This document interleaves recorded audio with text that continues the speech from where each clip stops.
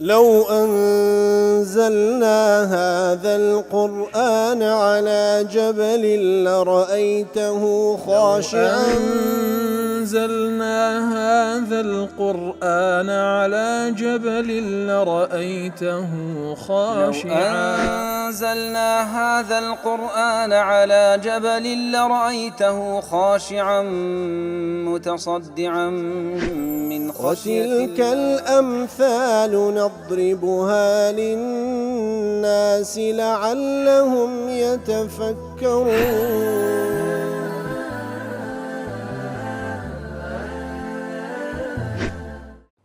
الحمد لله والصلاة والسلام على رسول الله وعلى آله وصحبه ومن والاه. السلام عليكم ورحمة الله. بارزان خوش حالم لواني 1460 لواني كاين تفسير قرآني بيروز بيم وخزمتان بما بس رزامندي رب العالمين وهي دان ايوي ازي السودي اللي بقرن. أعوذ بالله من الشيطان الرجيم. بسم الله الرحمن الرحيم. إن تحرص على هداهم فإن الله لا يهدي من يضل وما لهم من ناصرين. بەڵێ خوای گەورە سوبحانە وتعالە باس لە سنەتی خۆی دەکا لە مەسەلەی هیدایەت و بڕیاردانی گۆمڕایی لەسەر کەسانێک. ئیتر دیارە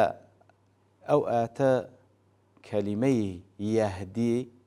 فإن الله لا يهدي من يضل كلمة لا يهدي بس عن قراءتك دخين تو كوات تأثير لتفسير كيدك لا قراءية كم قراءة يهدي بفتح الياء وكسر الدال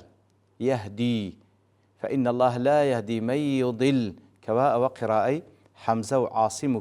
كسائية ما ناكي إن الله لا يهدي من قدر دوام ضلاله. الله تعالى هداية كسانك نادى كوا لا يخوي جور معلومة وأنا بردوام لسر قمرائي وهندش بو معنى لك دانو إن الله من يضل لا يهدي أويك الله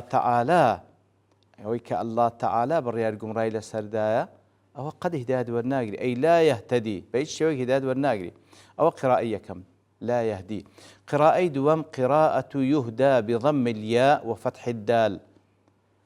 بضم الياء وفتح الدال فإن الله لا يهدى كواتلير دا قلتمان قراءية كم حمزة وعاصم كسائي بوشوي دخينه باقي قراء كانت كبوشوي دخينه لا يهدى أي من أضله الله لا يهديه أحد أويك الله تعالى بريار قمراي لسرداء كزنات وأن هداية يبدا وكخايو لصوت الرابدة فمن يضلل الله فلا هادي له.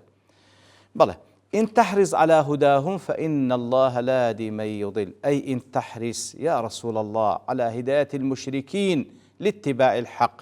يا رسول الله هرسان ده حريص بي لسر هداية داني مشرك كان لو يكوار رجاء حق بقرنبر فإن الله لا يهدي إليه من قدر بحكمته وعدله دوام ضلاله. بلان باش بزانه الله تعالى هدايتي كسانك نادى كالله تعالى تقديري كردية تقديري خواهي قولش بحكمته بعدالته خواهي قول تقديري كذا أو كسبر دوام دي بلسر قمرائية كي فلن يهتدي أبدا ولو حرصت على هدايته أويك الله تعالى لقدر خواهي قول معلومك أو كسا بردوام لسر قمرائية كي إتر كز ناتواني هدايتي بدا كز ناتواني هدايتي بدا أقر حريصيش بلسر هدايتكي فلا تجهد نفسك في أمره خذ هلاك مكة وبلغه ما أرسلت به بلام تبليغي شبكة أو كوابي روانك راي لتقوم عليه الحجة تاوك إقامة حجي لسر بكري. ابن عاشور ضل فيه التعريض بالثناء على النبي صلى الله عليه وسلم في حرصي على خيرهم كواتب راستي آماجي بسيئو في صلى الله عليه وسلم مدح شاني أو مدح الثناء بكري لسر أو كوات سندح حريصة لسر ويستني هداية خير لبوها مخالشي مع ما لقيه منهم من الأذى لقل أوهم يشو آزارك لدستي أوان برنقار بيان بدأ صلى الله عليه وسلم الذي شأنه أن يثير الحنق في نفس من يلحقه ذلك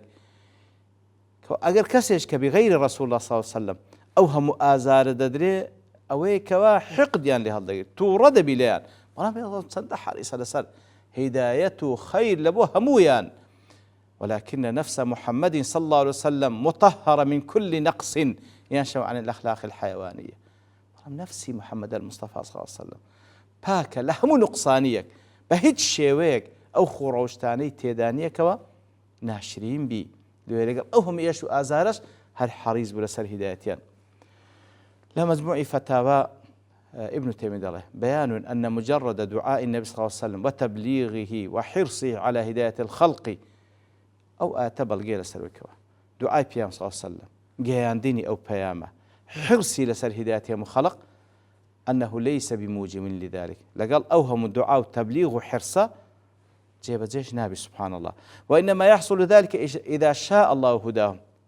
ليك حالة جيب أقول الله تعالى مشيت لسر بي فشرح صدورهم للإسلام لو كاتك وأخوي يورسين جافران كاتو لبو إسلام برام وما وكباس ما كري وسندين زاري ديكش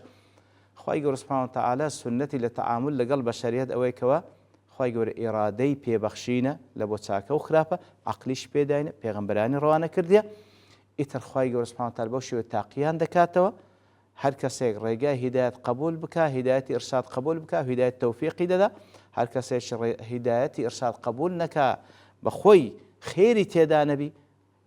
مەقسەدی خێر نەبی مەقسەدی هیدایەت نەبی خوای گەورەش بڕیاری گومڕایی لەسەردا ئیتر ئەوەی کەوە الله تعالی هیدایەت نەدا هیدایەت نادرێ ئەگەر پێغەمبەریش محاولەی لەگەڵ بکات صلی الله عليه وسلم وما لهم من ناصرين أي وما للظالمين من ناصرين يمنعون عنهم عقوبة الله كواتا أو كسان كهداد ورناقرن إتر أوان دوساري عذاب خواهي قورد ابنو كدوساري جمونوا أو قمرانا هيت كسيك وقوتك نية بهانا به كالعقوبي خواهي قورد سبحانه وتعالى نزاتيان بدا إنزال دوايو دفرمي وأقسموا بالله جهد إيمانهم لا يبعث الله من يموت وحلف مشركو قريش بالله مشرك كان قريش وغير أوانج لهمو مشرك كافر كان كلا دوايوان دين سوين دخون بتسشيويك جهد أيمانهم سوين بالله تعالى دخون سوين بالله تعالى دخون وغلظوا الأيمان وأكدوها كاتو أقسم بالله جهد أيمانهم واتا سوين بالله دخون بقورترين قسموا بوفري تأكيد لذا كانوا لسرتي لا يبعث الله ما يموت على أن الله لا يبعث الموت بعد أن صار ترابا سوين بالله دخون بقورترين قسموا بالتأكيد ترين شواز بحمو قوتي خويان ضلين بيقمان الله تعالى أوي كوادمري ودبتو خول زنديناكاتو سبحان الله. ابن عاشور ضلين القسم على نفي البعث كاتك وان سوين دخول لسر أوي كوا نفي زندي بونو دكنو أرادوا به الدلالة على يقينهم بانتفائه كاتك سوين لسر دخول ما بس يعني أو سوين خوار نيب كان بلغة لسر كوا يقينيا هي كزندي بونوانيا وإنما أيقنوا بذلك وأقسموا عليه ضليك وان يقينيا لسر اشتهي وسوين لسر دخول لأنهم توهموا أن سلامة الأجسام وعدم انخرامها شرط لقبولها الحياة لبري ايوان لسو اساسي ما دام اصل او لا شيء تليني او زارش كزندي بيتو بلا وقد راوا اجساد الموتى معرضه للاضمحلال فكيف تعاد كما كان لسر او اساس بلا كاتيكوا او جسدانا لدواي مردن همو يدبنو خول ايدي كو زارش كزندي دبنو سبحان الله. والله مخوي يقول له والله ميان دادا فرمي بلى وعدا عليه حقا كأسفل لسر دخون كوا الله تعالى كالزندينا كاتوا الله تعالى فرمي بلى سيبعث الله موتا بلى الله تعالى زنديان دكاتوا وعدا عليه حقا وعد سبحانه بذلك وعدا الله تعالى وعدي ده سبحانه وتعالى سلوا ولا يخلف الله وعده بحج الله تعالى خلاف وعد خويناك ولكن أكثر الناس لا يعلمون أن الله باعثهم يوم القيامة بعد موتهم لو بلام زور بي خلشي أو حق تنازانا كوا الله تعالى زنديان دكاتو لدواء مردن لو لسرع أساس إيمانيا بزندي بونونيا لو فيخالفون الرسل مخالفة بيغمبران دكان أجا إيمانيا بقيامة بهيج شويك جرئت ناکەن مخالفی پێغەمبەر چونکە زانن حسابیان لەگەڵ دەکرێت. لە حەدیثێکدا کە ئیمامی بوخاری ڕوایەت کرد ئەبی هورەیرە دەجێڕتەوە پێغەمبەر صلی الله علیه و سلم دەفەرمی قال الله تعالى لحديث قدسي دا فرمي كذبني ابن آدم ولم يكن له ذلك ابن آدم بني آدم أمني بدرو دزاني والعياذ بالله لبوشي نبو أبكى وشتمني ولم يكن له ذلك وجوين بيددا لبوشي نبو أبكى فأما تكذيبه إياي بدرو زانيني مني أو هايا فقوله لن يعيدني كما بدأني وەی کەوا دەڵێ ناتوانی بمجێڕیتەوە وەکو ئەوەی کەوا دروستمی کرد لە سەرەتادا واتەزاش کە زندیم ناکاتەوە. بەڵام خوای گەورە دەفەرمێ وەلەیسە ئەوەل الخەڵقی بئەهوەن عەلەیە من ئیعادەتیه. بەڵام خوای گەورە دەفەرمی دروستکردنی یەکەم جار لای من ئاسانتر نییە لەوەی کەوا جارشکە عادەی بکەمە کەواتە عادەن بە حکم و تەسەووری بەشەر کە خوای گەورە لەگە ئینسانەکان قسان دەکات یەکەم شت دروستکردنی زەحمەتە لەوەی کە جاری دوم دروستی کەیەوە. ئێدەی خوای گەورە یەکەم جار ئێمەی خەڵق کردێ چۆن ناتوانین جارش کە دروستمان بکاتەوە. ئەوە دەفەرمی ئەوە بە درۆزانینەکەیتی و ئەمما شەتمه ئیای کە جوێنم بەرامبەر دەدا کاتێک کە دەڵێ اتخذ الله ولدا والعیاذ بالله کاتێک کە دەڵێ الله تعالى ولدی لە بۆ خۆی بڕیاردایە الله تعالى فرمي وأنا الأحد الصمد لم ألد ولم أولد ولم يكن لي كفوا أحد. سبحان الله دفرمي أمن لكاتك ذا تنهام صمدم كوا هم مخلوقات بيسبة ونم بيسم بكزنية نلا كزبونا لكسي شملي دبي هيت هاو شيء وشمنية سبحانه وتعالى. بلا إنزال آتي الواتر دفرمي كاتك وان سوين دخون لسروي كوا زندي بونونية بلا يخواي قد دفرمي هيا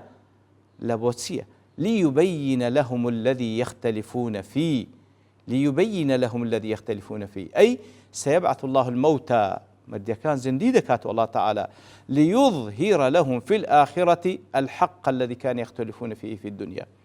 كواتا خواهي قول بلي زندي من دكاتو وتاوكو أو اختلافي كوا لدنيا ذهب ولنوان من حقتكي بديار بيخي. ومن ذلك اختلاف في ثبوت البعث ولا ضمن وش اختلاف بلنا خلشي إيمان داران ضلن زندبونه وهي أو ضلن النية أو اختلاف بديار بيخي كامي راستا ويحكم بينهم ويجزي كلا بما عملوا تاوكو أو اختلافان لبو يقلاب كاتو حكم على نيوان بكاو هر كسيك لقدر كردو كشي باداش في زايب ذاته ابن عاشور ضلي الله تعالى حكيم لا تجري أفعاله على خلاف الحكمة التامة. الله تعالى حكيمة بهيج شويك كارو كردو كان خوايقور خلاف حكمة نية أي جعل البعث كاتب بعث زندي بنويدانا ليبين للناس الشيء الذي يخالفون فيه من الحق والباطل كواتا يقل هذا فكان زندي بونوا كخوايقور خلش زندي دكاتو تاوكو حق وباطل كوا خلاف لنوانيان هبو لدنيا تاوكو لوندر زيايب كاتو لبويان فيظهر حق المحق ويظهر باطل المبطل تاوكو حقانيتي كساني كوارس الحق بديار بيخيو أو باطلي كسان شي باوني هالقري باطل بديار بيخي أو مناقشة لنوانيان أو خلاف لنا لسر عقيدة بوا ياخذ لسر هر بابتشكا خواي قوري يقلاي دكاتوا. والشمل قوله يختلفون كل معاني المحاسبة على الحقوق يترهموا أوشتاني كوا محاسبة ولنوان خلاف ولبينيان لا حقوق كان خواي قوري يقلاي دكاتوا لأن التمييز الحقوقي من المظالم كله محل اختلاف الناس وتنازعهم. كاتا يقلا كرنوي أو حقتانا همو إلى قيامته وليعلم الذين كفروا أنهم كانوا كاذبين. كاتا حكمتي كم تاوكو بدياري بيخي خلاف كان يقلاب كاتا وليوندري وهروها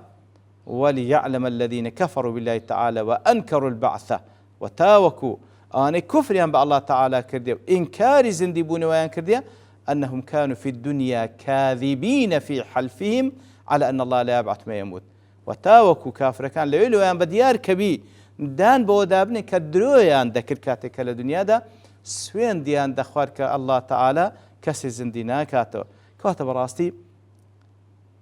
إنسان بمنطقيش تماشابك آخر خواي قول أو دنيا أو مخلوقات أو بشري بور دكاري خلق كرديا